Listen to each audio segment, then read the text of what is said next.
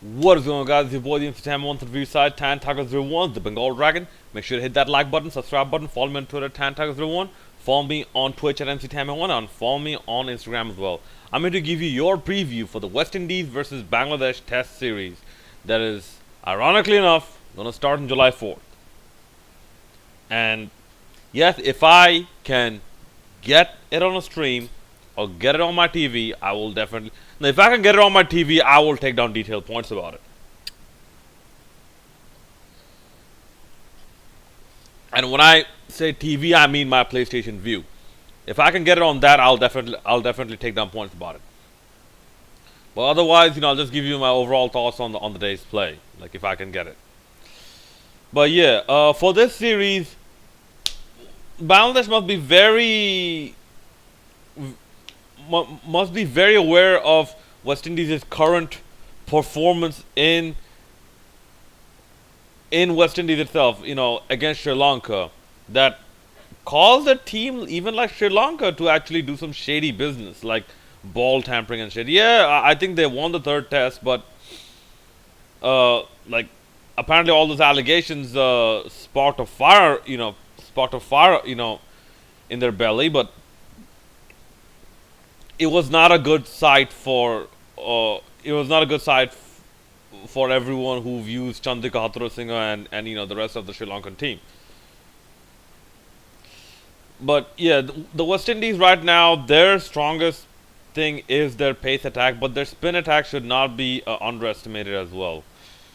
But especially their pace attack, especially at home, like people like Shea Hope and whatnot, I think they have learned more how to manipulate the Caribbean conditions differently. And since you have so many different islands, like not all of them are going to be the same. Like you're gonna have subtle variations or maybe even big variations depending on which island you play. I think one of the tests is going to be in Kingston though, and the Kingston pitch, I think it's gonna have a lot of lateral movement for the pace bowlers. And you see, here's a place where people like Mustafizur Rahman would have excelled, because Mustafizur Rahman, like I said, he is not a swing bowler. He extracts movement off. He is essentially a spinner who can bowl at sometimes 90 miles an hour. A left-arm spinner who can sometimes bowl at 90 miles an hour. That's Mustafizur Rahman, because he moves the ball more off the pitch than than in the air. But given this side, I don't know. Was it the right series to like for the test series? I think Abu Jaid is in there, or Abu Haider might be in there. Was it the right series? I would have brought them in with a home series instead of an away series. But anyways, I mean, good to see Rubul Hussain back, and no, I'm sorry, he was there all the time, but this is one of the very few times, like where Rubul Hussain will feel like I'm pretty sure he'll feel like he has the conditions going for him. In that, like he has pace bowling conditions. He's not forced to bowl line and length and defensively on a spin bowling track. Like he has now pacey conditions, and he has more opportunity to take wickets. Like like something that has haunted him for a long time in Test cricket. That Rubul Hussain is not a wicket-taking bowler in Test cricket.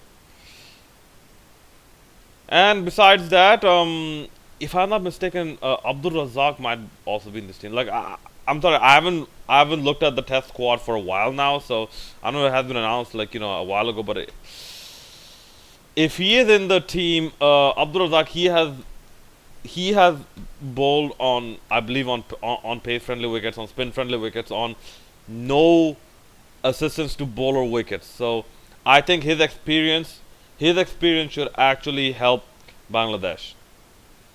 I'm not counting on him to get 5, 6, 10 wicket hauls, because like the Sri Lankan A team performance showed, if you score big in domestic, doesn't necessarily mean you will translate it immediately. It might take a few games, but doesn't necessarily mean that you'll translate it immediately to a good performance when it comes to facing an international opposition.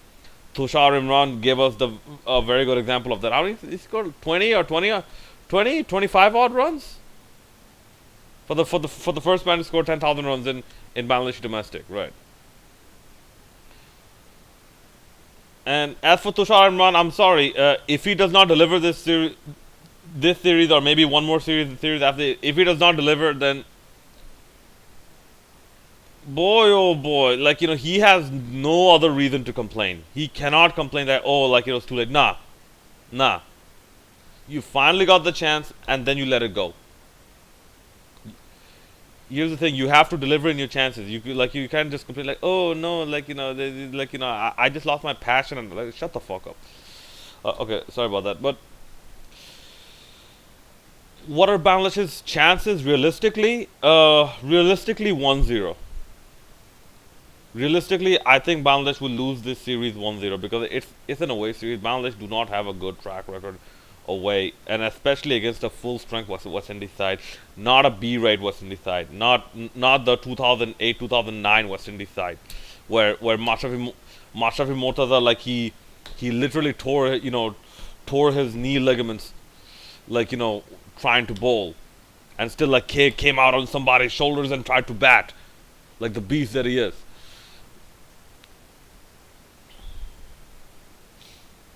So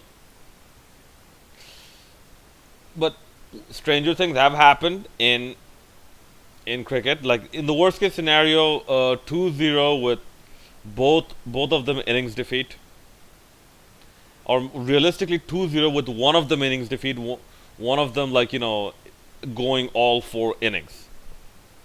But in the best case scenario, I see it's a 1-0, and provided we don't have rain. If we have rain, then it's gonna be best case scenario a drawn series. Because West Indies are just high of a win against Sri Lanka series win against Sri Lanka right now. I don't think they're going to take Bangladesh any more lightly.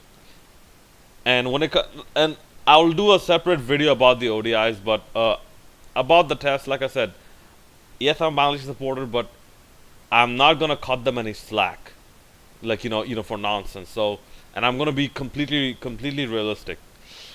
Yes, you might get another 5-wicket haul by Shakib Al Hasan because he's Shakib the Great. No, I'm not being sarcastic. He is Shakib the Great. You might get a century or two from Mominul Haq. Hell, you might even get a century from Tamim Iqbal. But you'll have bits and pieces of individual performances here and there. But overall, I think West Indies have a feel of the conditions a bit better.